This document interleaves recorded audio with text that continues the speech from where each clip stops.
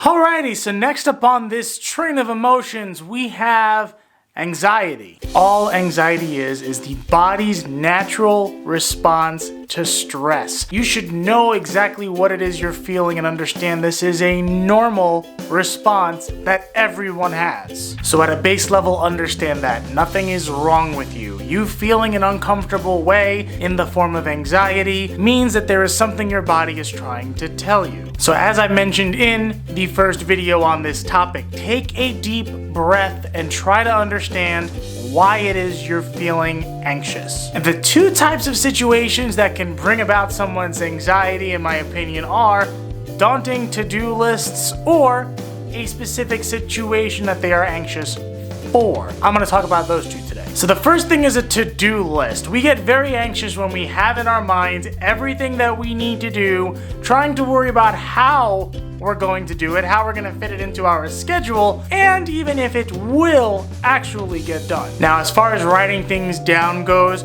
planning is always going to be the easy part. The actual execution and you getting it done, that is where the work comes in. And at the end of your to-do list, or whatever your agenda is for a certain day, you should give yourself a reward. When you have something in mind that you need to get accomplished, your body and your mind will start to think about what you are going to get out of it. Make a plan that you can map out what you need to do, almost to a point where if you look at the list, you would say to yourself, there's no way I can't get this done in this amount of time, right? One by one, things are going to be crossed off your to-do list. You're going to realize there's priority on some things that you want to get done before others, and doing that will ease this anxiety out of you because you are getting what you have to get done, and you are showing yourself and your body that if you feel a certain way due to a to-do list, you know exactly what you need to do. So the next part is situational anxiety, or we're anxious about a certain situation or talking to a specific someone. So this question may sound familiar from the last video,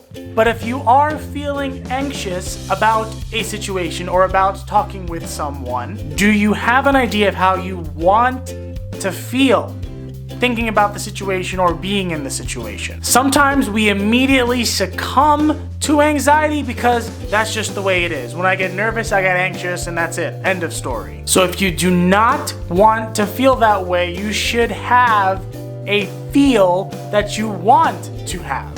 If that makes sense. How do you want to breathe in the situation? How do you want to stand? How do you want to look, and why? Whatever it is you're feeling, put yourself in that moment and feel that emotion. Push through the boundaries of how you think you're going to feel and hold on to the emotions that you want to feel.